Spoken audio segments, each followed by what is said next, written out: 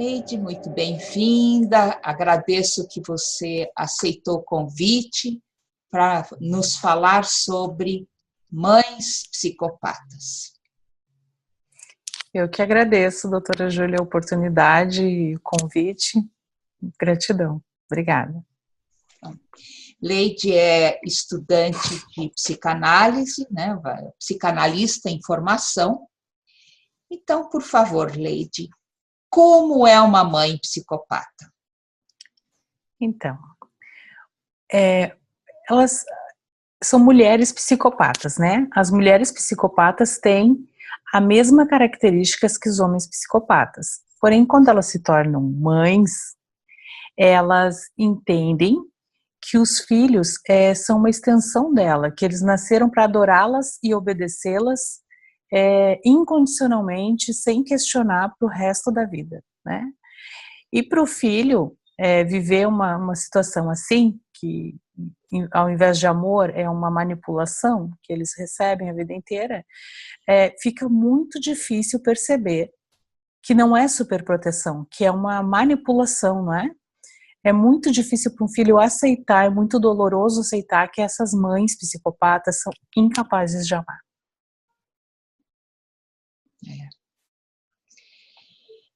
E então, como é ser um filho de uma pessoa dessas? Elas normalmente dividem os filhos, né? Elas dividem a família inteira, mas elas dividem os filhos, os irmãos não podem ser amigos se tem mais que um, ou se tem um filho só também oscila em categorias, que são o filho dourado, né? O filho dourado vai ser o filho preferido dela, um filho que tem o perfil de chamar atenção, de ser mais bonito, de ser mais comunicativo, alguma coisa que destaca esse filho. Então esse vai ser o filho dourado, que ela vai concordar muito mais com esse filho, vai presentear muito mais esse filho, as vontades dele serão feitas, serão atendidas, né? Tudo que ele quiser.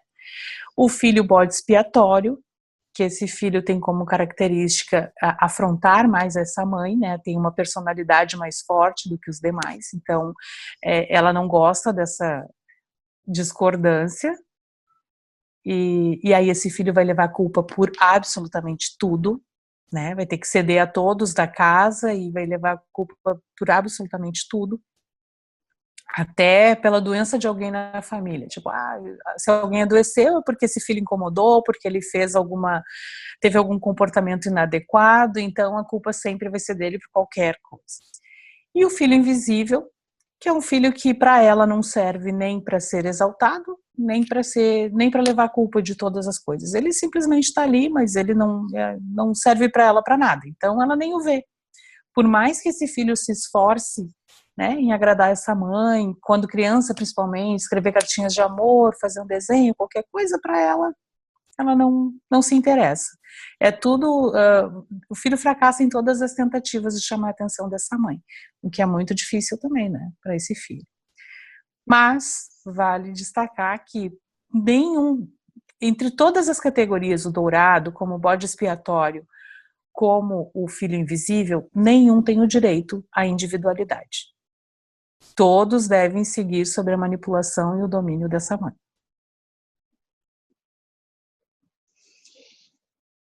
E como é que o filho se sente diante disso tudo?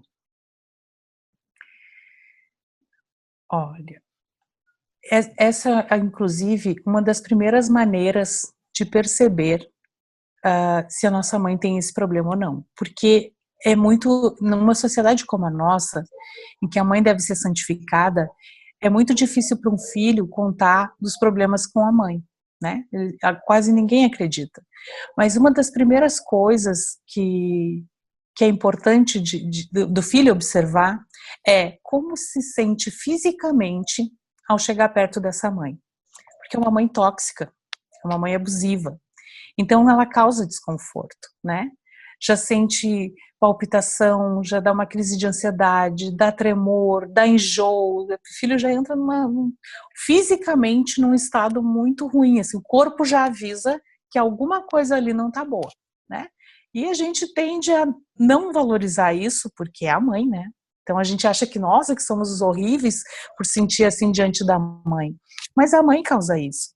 Porque uma mãe bondosa, uma mãe que não tem esse transtorno, o filho vai se sentir acolhido, vai se sentir amado, vai se sentir bem de estar do lado dessa mãe, né? Um filho de uma mãe psicopata, se ele tem algum problema, por exemplo, e vai recorrer à maternidade, né? Vai recorrer à mãe para esse consolo, para esse acolhimento, ele não vai encontrar. Não vai encontrar. Ele vai ter a dor dele multiplicada, porque essa mãe gosta, ela se nutre da tristeza desse filho, dos problemas desse filho, ou se encontrar acolhida, vai ser só para que ele fique e ela então possa fazê-lo sofrer. Porque sempre vai ser, sempre a manipulação e o abuso, né? De todas as formas, o abuso verbal, o abuso psicológico, o abuso físico, ela sempre vai abusar dos filhos de todas as formas. Sim. E como é o relacionamento desse filho ou dessa filha com o pai? O pai que fica casado com a mãe a vida inteira, que não percebe o que a mãe faz com o filho, não tenta sair desse casamento em defesa do filho, um pai que fica, ou mãe, né, na maioria das vezes são facilitadores, né? Eles sabem como a esposa é, eles sabem o que ela faz com os filhos, mas ele não toma atitude nenhuma contra isso, ele não defende esse filho, né? Ele pode até, na ausência dessa esposa, chamar o filho e dizer assim, não dá bola, sua mãe é assim mesmo, deixa pra lá, ela é louca, não precisa fazer desse jeito, ou vai lá e dá um abraço e de alguma forma ele valida essa criança. E essa criança já carente de amor, né, coloca todas as suas expectativas no pai, então o papai me ama. Porém, se esse filho se colocar contra a mãe na fase adulta, se coloca contra a mãe, né, e o pai tem que fazer uma escolha entre o filho e a esposa, ele vai escolher a esposa, sempre. Porque ele é facilitador, ele sempre vai fazer com que a esposa tenha o que ela quiser ter, por absurdo que seja. E é muito frustrante para um filho descobrir que, na realidade, esse pai não tinha todo aquele amor que ele acreditava, né? Que de alguma fonte vinha, é muito frustrante. E o relacionamento entre os irmãos, como é que fica? Não há, né? É sempre uma competitividade, né? Sim. É sempre, ela promove a competitividade, a inveja, né? Ela desfunciona, aliás, da família toda. Cada filho praticamente fica em isolamento. Mesmo dentro de uma mesma casa, cada filho é isolado para que ela possa manipulá-lo da melhor maneira possível, né? Sim. Então, eles não têm... não se unem, é dividir para dominar, né? Eles não se unem, não são amigos. Ela cria essa competitividade entre eles. Ela difama os filhos, né? Principalmente o filho bode, ela difama para todos, para família, amigos, colegas, na igreja. Onde esse filho frequentar, vai sofrer a difamação dessa mãe, né? Para que ele não tenha para onde recorrer, de fato. Sim. E quando esse filho ou essa filha se tornam adultos, como é a vida dessa pessoa? Olha,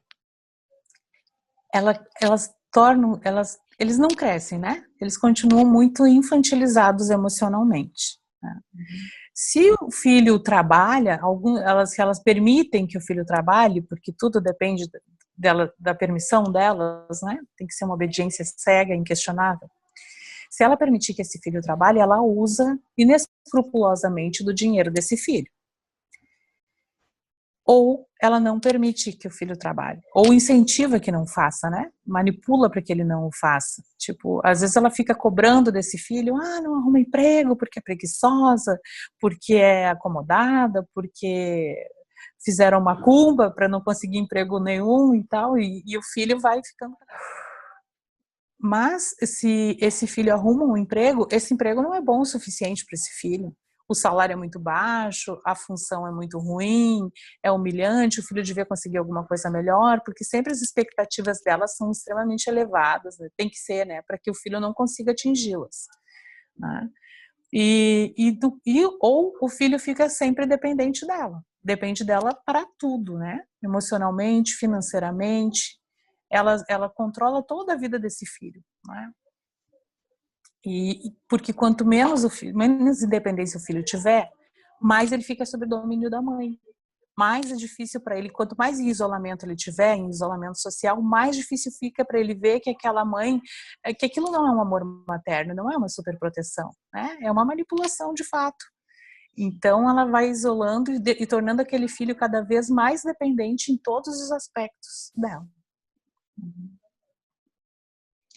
E como é que fica o relacionamento, os outros relacionamentos dessa pessoa já adulta, né? Como parceiro amoroso, né? Sim.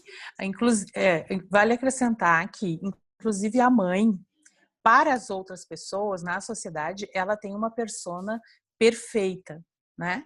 Então, ela sempre vai ser a bondosa, a caridosa, a que corre para ajudar um vizinho, ela vai ter os fãs dela, né? Que é para não acreditarem que ela possa ser tão oposta com um filho dentro de casa, né? Já o filho procura em seus relacionamentos também em todas as áreas, né? Na amizade, no trabalho, na religião, enfim, em todas as áreas, pessoas com as características parecidas com a da mãe. Porque ele sente aquela necessidade de provar que ele merece ser amado, né? Então ele procura alguém parecido, com características parecidas, para conseguir conquistar aquele amor que com a mãe ele não teve sucesso. Só que isso atrai para os filhos pessoas abusivas, né? Pessoas tóxicas. Então a pessoa acaba se convencendo que realmente o problema é ela e não consegue ver o que acontece em volta. Sim. Já tem muita dessa dificuldade. As filhas geralmente não têm como confrontar a mãe, elas não têm muita coragem para confronto. Então elas sempre esperam também um salvador, né? Alguém que venha e enxergue as suas partes, né? Que possa vê-las como elas de fato são e que venham salvar ela ou explicar para aquela mãe como elas são, para que elas sejam aceitas. Essa ilusão existe na cabeça das filhas, né? E há quem venha com essas promessas, mas normalmente não são verdadeiras, né? Acabam sempre caindo de novo no mesmo ciclo. Sim. E quando tem filhos, né? Principalmente quando essa pessoa tem filhos, como é o relacionamento com seus filhos? A tendência sempre do ser humano é copiar comportamentos, né? Então, às vezes, a pessoa tem um comportamento parecido, mas não tem, de fato, o problema. Porque uma filha, né, uma mãe normal, que não tem esse transtorno, ela vai ouvir o seu filho. Ela vai se preocupar com os sentimentos do seu filho, com a educação desse filho, com que sentimentos ela está despertando nele. Ela vai ouvir suas queixas e vai tentar fazer diferente, né? Vai tentar consertar seus erros, vai haver um reconhecimento, um arrependimento e uma mudança. Coisas que não acontecem com a mãe psicopata, né? Que elas jamais validam os filhos, jamais parabenizam, jamais elas podem estar perto dos filhos no momento de sofrimento, que também confunde muito o filho, né? Nesse momento que ela aceita acolher, mas dificilmente ela vai estar perto de um filho no momento de glória, assim, num casamento, numa formatura, dificilmente, a menos que ela possa ter algum destaque, né? Adoeceu um pouco antes, mas mesmo assim ela fez um esforço e foi até lá, então ela vai chamar também a atenção, ela sempre precisa ter importância em todos os eventos na vida do filho. Então, como que o filho ou a filha se relaciona consigo mesmo e com as coisas que ele conquista ou não conquista? Sim. Eles têm uma autoestima muito baixa, né? Eles estão sempre muito preocupados com o que o outro vai pensar. Eles sempre querem defender a pessoa que eles são e ninguém vê. Então, se alguém fala alguma coisa contra eles, os filhos têm uma ansiedade muito grande de ir lá e provar que é bom e se explica por muito tempo e com um emocional muito aflorado, porque eles precisam demonstrar que são bons. Eles precisam passar a imagem real deles, não aquela imagem distorcida que a mãe passou, né? Sentem muita culpa. Sentem culpa até pelo que é bom. Se tiver um bom trabalho, for melhor sucedido na família, se sente culpado.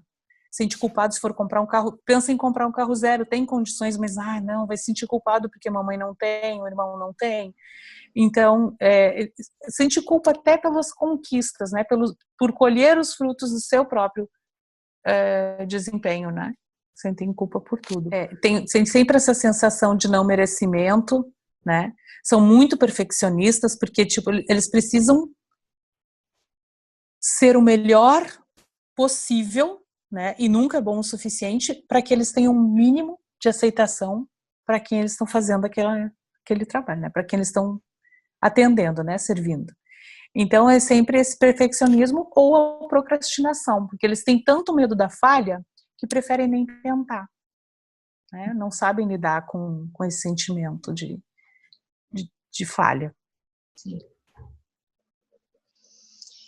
Então, Leide, diante disso tudo, como sair dessa situação? Primeiro, reconhecendo, né, que realmente você nunca, a sua mãe durante toda a sua vida, se olhar para trás e durante toda a sua vida, você nunca foi sinceramente acolhido pela sua mãe. Sinceramente, ela se arrependeu de alguma coisa que tenha feito a você, né? Se nunca em toda a sua vida você olha para trás e não tem essas lembranças, se a sua mãe de fato é assim, primeira coisa que se tem que fazer é tentar o afastamento emocional, né? Para quem mora junto, o recomendado é pedra cinza, né? A pedra cinza seria o afastamento emocional dessa mãe, né? Evitar ficar no mesmo cômodo que ela, para evitar entrar em discussões, porque elas não param de falar e irritar seus filhos, né? Então, nem concordar, nem discordar, nem discutir, falar só o que for trivial, tipo, acabou o leite, né? Fala só o que realmente é necessário ser dito. Caso contrário, não contar dos seus planos, não contar dos seus sonhos, não contar do seu dia, nem do seu trabalho, nada. Também não perguntar para essa mãe como foi o dia dela, ou como estão as coisas na vida dela, quais são os planos dela, não desenvolver assuntos assim, né? Evitar ao máximo o contato. Para quem já saiu de casa, pode ter também o contato light, né? Que eventualmente, combinam alguma coisa de ir até a casa dessa mãe, aí se programa quanto tempo vai ficar, e enquanto estiver na presença dessa mãe, pedra cinza, né? Ou o contato zero, que daí é o afastamento absoluto e total, né? Não seguir em redes sociais, não atender telefonemas, não trocar mensagens, realmente o contato zero, né, para benefício tanto do filho quanto da mãe, né, que a mãe não tem como reconhecer o problema, então o filho, tendo consciência disso, toma a sua decisão. Também trabalhando o amor próprio, porque o filho não sabe se amar, né? Ele nunca recebeu amor. Então ele não sabe se amar, não sabe que ele merece ser amado, ele não sabe. Então, aquela criança ferida lá do início de tudo isso continua viva dentro dele. E enquanto esse filho não trabalhar, não tratar essa criança com muito amor, com todo o amor incondicional e com muita paciência que essa criança merece, né, vai continuar essa criança ferida dentro dele, né, essa infantilidade emocional. Então ele precisa, depois de adulto, ele é capaz de se amar e de acolher essa criança e aí conseguir sair desse ciclo de abuso e parar aqui, né, porque a tendência é sempre de imitar e de repetir, de passar de geração em geração. Então o filho que toma essa consciência, para aqui. A partir de mim, o ciclo de abuso acabou. E a partir de mim é uma família de amor e funcional, né? E acaba essa manipulação e esse abuso sofrido durante toda uma vida. Independente da idade que esse filho tenha também.